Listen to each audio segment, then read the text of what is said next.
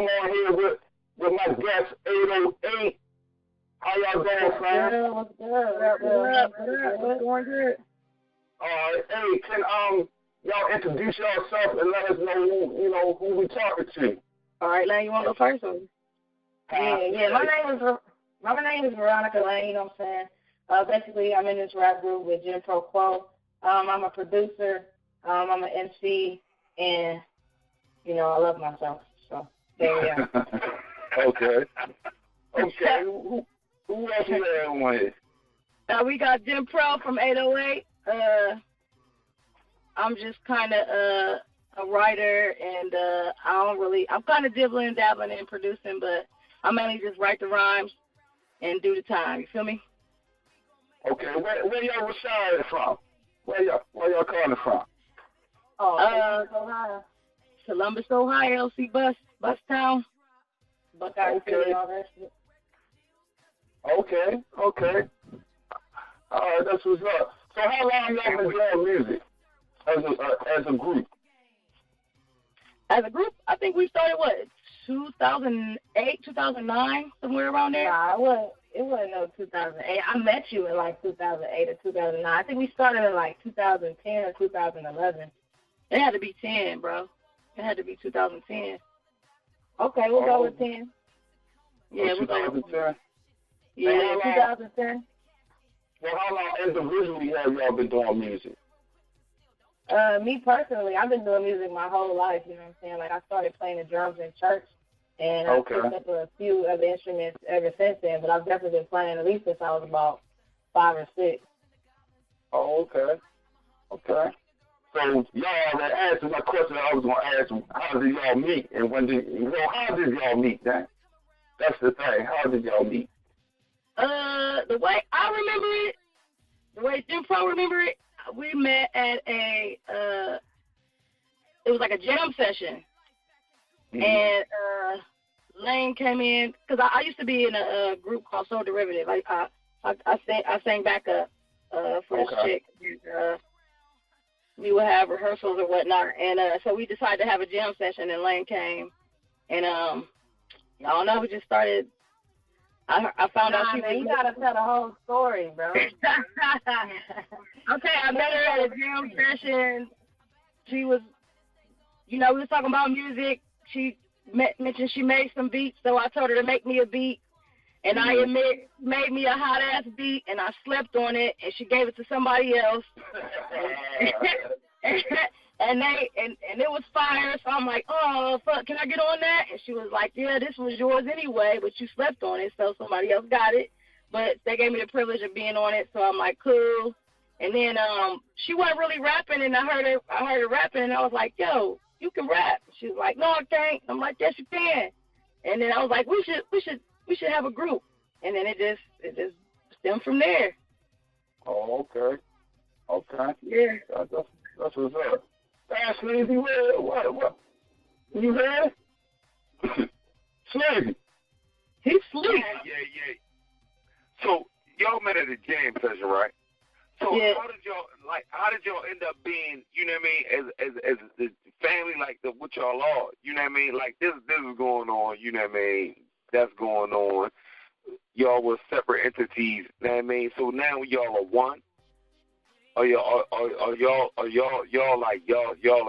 a tight knit little circle now? That mean, I understand how you saying you started off. That mean on that one joint. That mean, so is a foundation? Are both of y'all just a part of this 808 thing, or is it a separate? It's still a separate entity.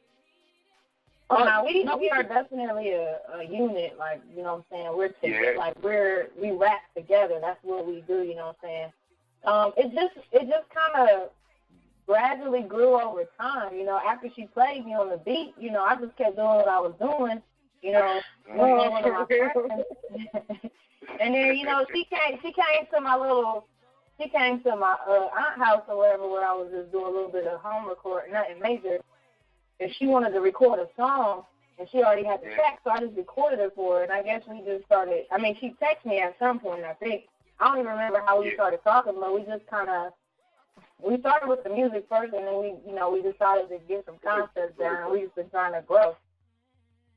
Yeah, pretty much.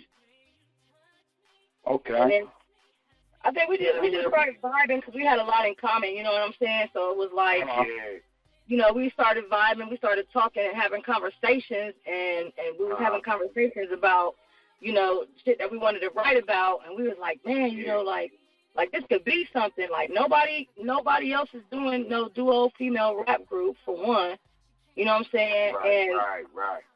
The content in itself, you know what I'm saying? Because, you know, we got some struggles as far as our lifestyle is concerned, and then as far as, you know, we're both Christians, quote unquote, but at the same time, you know, we live in the lifestyle that we live. So, you know, people ain't really on that, but we felt like we had a lot to say, because I actually used to be a Christian rapper, but I kind of changed lanes because I just felt like I had a lot to say that I really didn't get to say. So I'm just like, let me backtrack and let people know who I am and where I came from, you know what I'm saying, and let them, you know, get a feel of how I grew up and what I had to deal with, you know what I'm saying. And she was pretty much kind of going through the same thing, so we were just like, let's talk about it. Let's, you know what I'm saying, let's make music and talk about it, because I'm sure there's people out here who can relate, you know what I'm saying, and feel what we give her. So with the Christian, did you do a couple joints over there when you was doing Christian rap? I actually did one. I did one album, and it the content was cool, but it sucked. I did everything. I wrote. My cousin had provided me with some beats. I wrote. I produced it. I arranged it. I did everything. I had help from my homeboy, this dude named Chauncey. He like big time now. He working with Kelly Rowland right now. He gone. He disappeared on me. He went to school and left. But at the time, it was just something that I thought I really wanted to get into. But I just decided that that wasn't me, basically. Okay. So. Okay. You gotta look at yourself as big time. You know what I mean? You done ventured off into all these different avenues. You feel what I'm saying? You done Christian rap. You doing what you're doing now. You know what I mean? And because your friend isn't even in the same town that you in, so y'all are definitely working the avenues that y'all working, because y'all found Baltimore now. Yeah. They're from the same town, but she's stationed. She's in the military, man. Oh, okay. I already told you that. Oh, yeah. Damn. So, go ahead. There we go. So, what have y'all learned from this music business not to do? You know what I'm saying? Everybody always asks people what they, you know, what to do. So, I like to ask a different question. Like, what have y'all learned not to do in this business as y'all doing music? I would say, for me, I learned, and this is just in my life, and it probably isn't the proper perspective, but you really can't, you know what I'm saying, leave your business to anybody else. Like, if that's your business, then you need to make sure you know what's going on, who's doing what, where they're supposed to be, who got the money, where the money coming from. Like, all of that, you can't leave nobody else to your business, because if you don't take care of your business, you know what I'm saying, it'll take care of you, and I promise you that. And it don't even have nothing to do with music, for real. That's just in life in general. You really can't trust too many people. You know what I'm saying? When you trust them, you got to make sure, you know what I'm saying, I trust you, but here go these little checks and balances to make sure you don't slip up or you don't do something dumb, and then we all fucked up because of you. Yeah, okay. Exactly. She took the words right out of my mouth. I always say, I don't trust nobody but myself. And that's for real, especially when it comes to this industry, man. Yeah. Like, you know, I also learned that not to sell yourself short. Like, if you want to make it, basically, the true saying is, if you want something done right, do it yourself. That's basically it. That's like, self-preservation is the first thing in surviving, is the first thing in life. The first rule of life is self-preservation. So, you know. Okay. That is what it is. Yeah.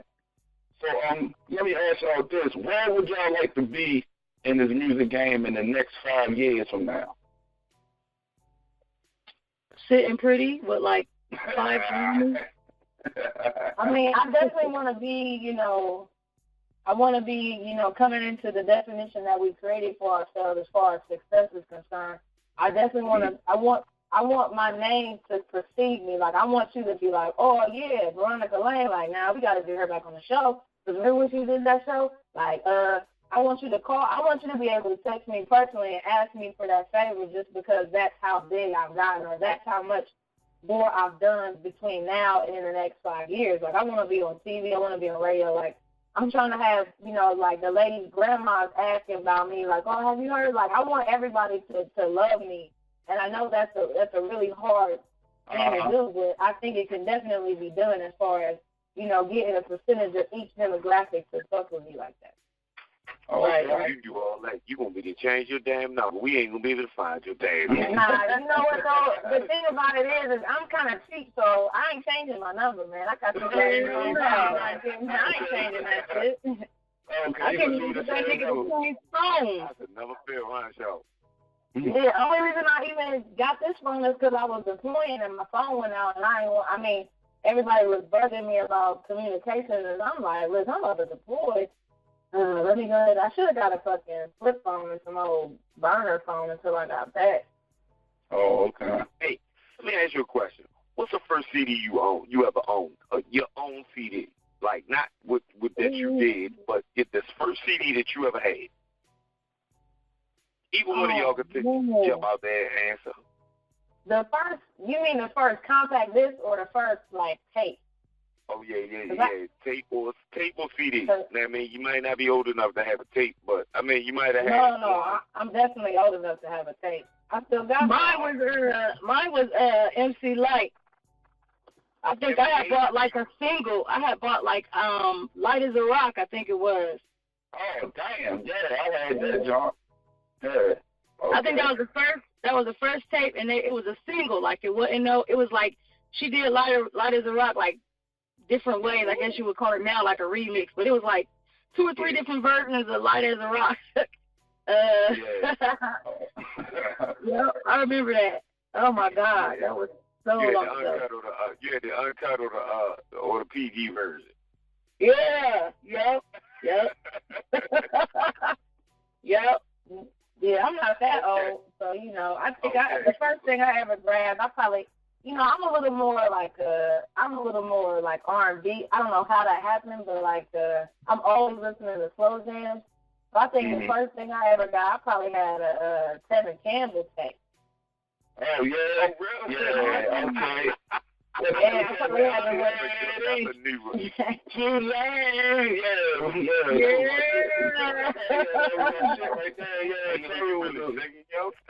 Yeah, man, I'm getting, I'm looking for a deal.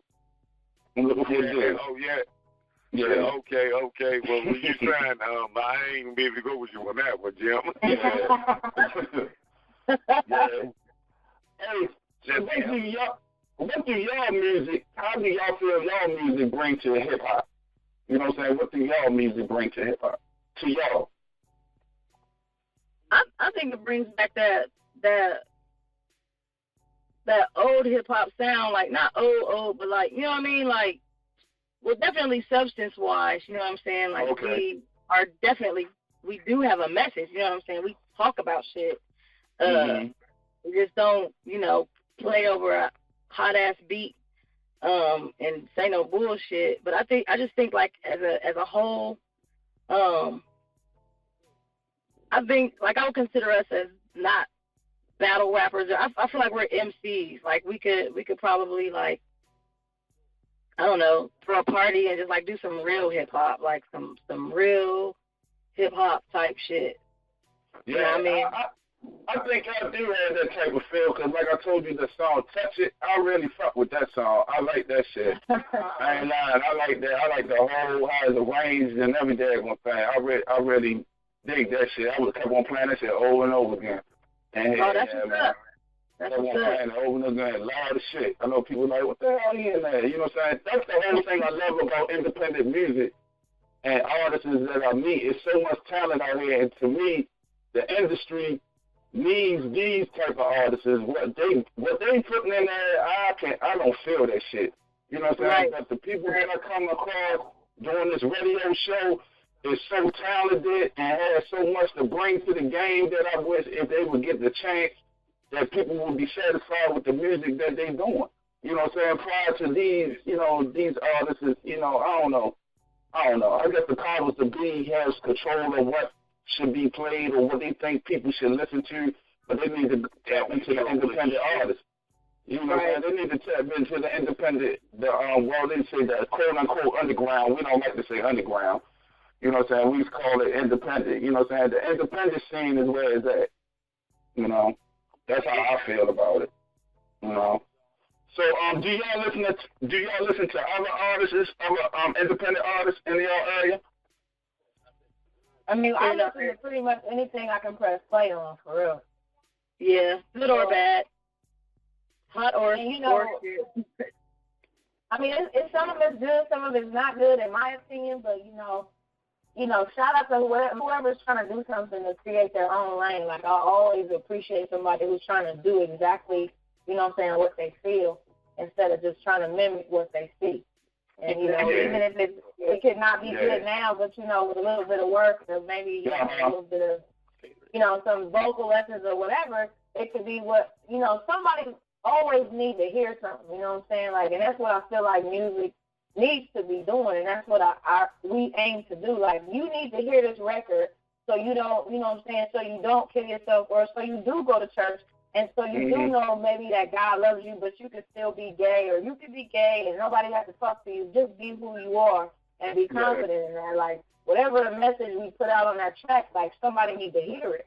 So, you know what I'm saying?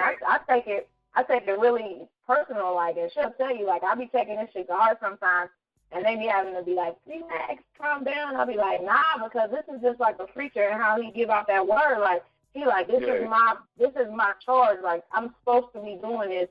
I gotta make sure this is right. So that's basically what we're trying to do, and that's what we're trying to put back into the music. Like, I don't care if you're doing country music. Sometimes you need to listen to a country song, you know what I'm saying? To feel that emotion that you really don't get sometimes from other genres of music. Yeah, and that's how I was raised, on all different genres of music. I had listened to everything, and I still do. I listen to all different types of music. So, what news headline has y'all concerned? You know what I'm saying? What's in the news headline that you have a concern about? Man, are people dying, bro? Like, for no apparent reason. There should be no reason why lives are being lost over BS. Like, you know what I mean? Like, it ain't even people dying because they robbed a store or because they robbed an old lady.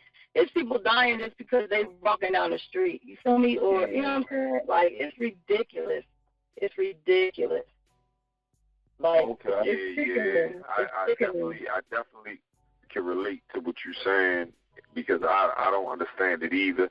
Like, you know what I mean? Like, when was it cool for a 73-year-old to just become a police, when 73-year-olds they take their licenses? So I mean, it's definitely action to endanger somebody, you know what I mean, with whatever. Hey, if there's a profit in it, we can make that. You know what I mean, regardless of the safety of the people. I mean, if it's some money or it's a dollar or it's something where though somebody can be notarized, I pledge for him to become this all the way until he hurts somebody.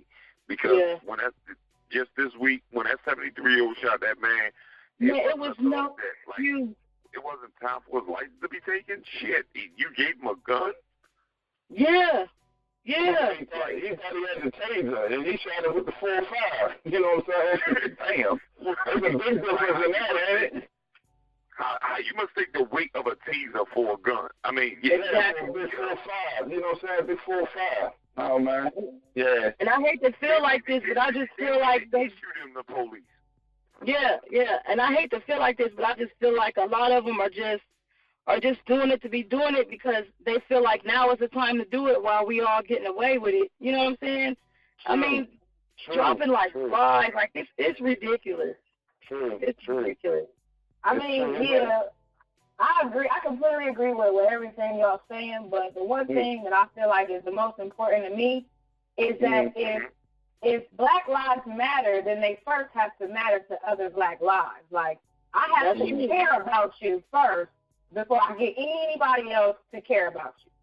I need to be responsible. We got to go back to when we was our brother and sister's keeper. You know what I'm saying? Like, don't nobody watch nobody back no more. We got to get back to that. And I think if we can make it back to that or progress towards a newer movement of that, then they may not be able to, you know, they'll think twice before they do it. You know how I feel. Like, I think they'll do it regardless. People they've been getting away with shit for, like, ever. You know what I'm saying? And I work for the government, so trust me when I tell you, like, you'll be surprised. But if I care about you, you know what I'm saying, that will probably reinforce the care that you have for yourself. And if I don't go around gunning you down for seemingly no reason, you know what I'm saying, then they won't feel like they have that right too. Exactly. Okay. So, you know what I'm saying, like, we got to get that anger out of this generation. Like, they're so angry, and I think that just stems from, like, the neglect and how that can hurt a youth's feelings. Like, anger really just stems from hurt emotions, like hurt feelings. That's where people get pissed because you done hurt them and they don't know what else to do. So let me turn around, pull up this burn, and I'm going to smoke you. Like, that, we got to get rid of that. We got to figure out another way to you know, come up with, to get the conflict out. Because we're always going to have conflict amongst men. That's what we are as human beings. But we got to figure out another way. We got to give them coping mechanisms. You know what I'm saying? Yeah. So they don't always reach for their gun. They reaching for something else. They might be like, you know what I'm saying? You know, my nigga, let me sit down and talk to you, and let me tell you why the fuck you just made me so mad. That saves 2 lives right there. Okay. That's the only thing I'm saying. Like, you know, they gonna do what they want to do, but we gotta take care of each other. True. So, in this, if y'all could change the world, what things would y'all do to this world? Yeah, if y'all could change it, you know what I'm saying? What would y'all do?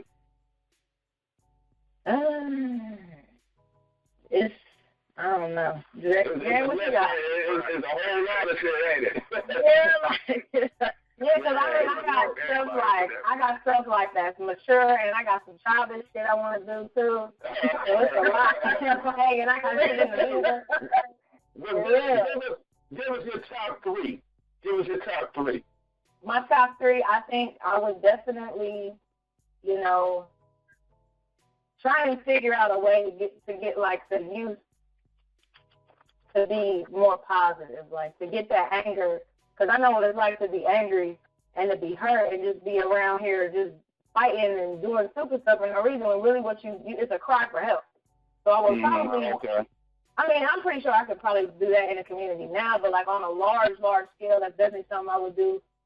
Number 2, I would probably put some stripper poles in some different places, like at the tattoo shop, in the studio. Just you said some more? Stripper poles. Yeah. Like, I'm making a thing, like a stripper pole, like a park bench, you know what I'm saying? Like, but that's just me. Okay. And, I mean, I think I would make, like, certain foods that I like. I would make them so, like, I could get them anywhere I wanted to.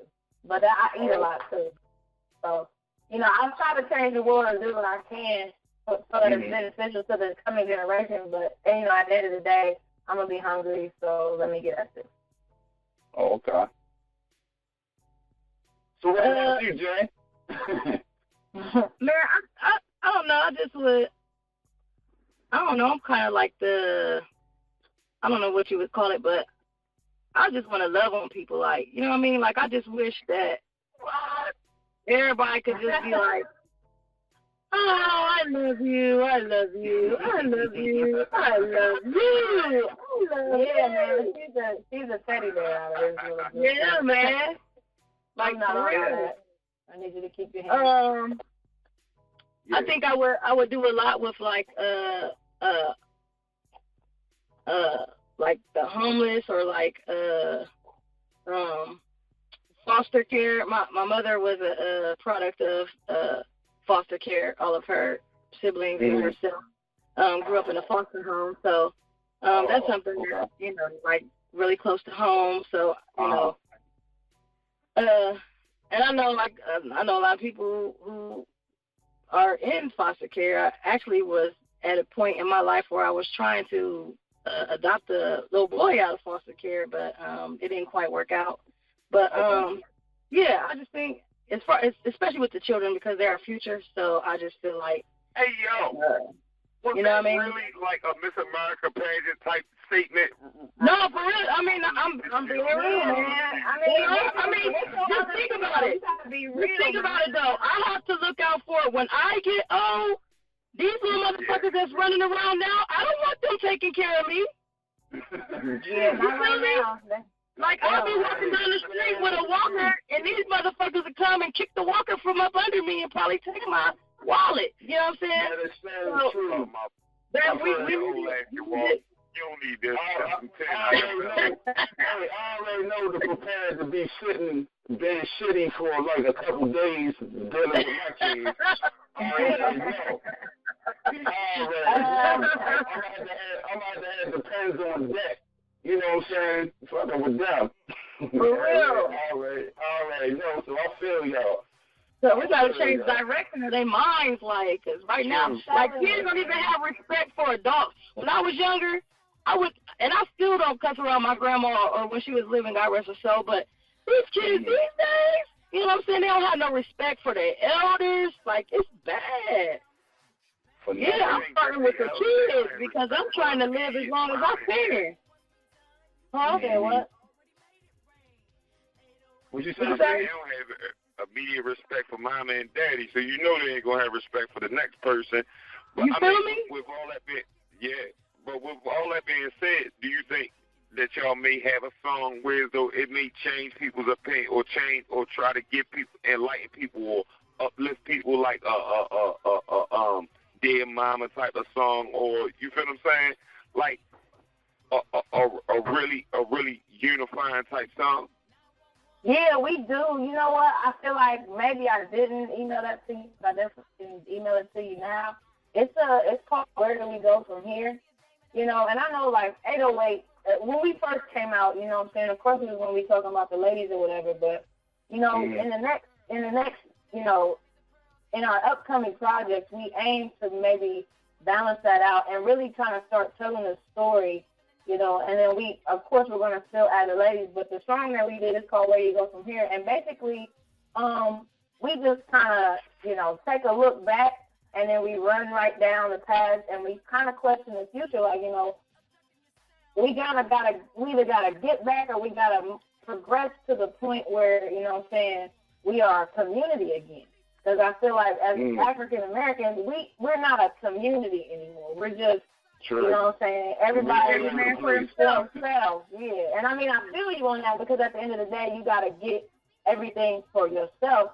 But, you know, my brother needs some help, you know, with a beat, you know, especially in the music industry. Like, if you need something, I'll try my best to give it to you because I know what I have, the gift I have, is still going to get out regardless of whether you put this song out or not. Like, it makes me no different. So I'll definitely shoot that to you in the email so y'all can take a listen to that. And y'all, you know, feel free to let us know what you think about it. But that's definitely what it's called. We got, like, a little bit of a video, too, real simple. And we just kind of stating some facts that we had noticed right before I had deployed. Okay. That's what's up. So let me ask y'all, I'm going to come to this. Where can we find y'all music at? And, you know what I'm saying, give us, like, you know, all y'all information on y'all music, y'all upcoming projects and everything. All right, well, we got a website. I don't know if Lane was about to say something, but we got a website. It's 808.808boom with 3 O's.com. We got an IG page, 808_boom with 3 O's. We got a Twitter, 808boom with 3 O's. We got a YouTube channel. It's 808 Cap City, CAP as in Paul, CITY. That's because 808 Boom was not available.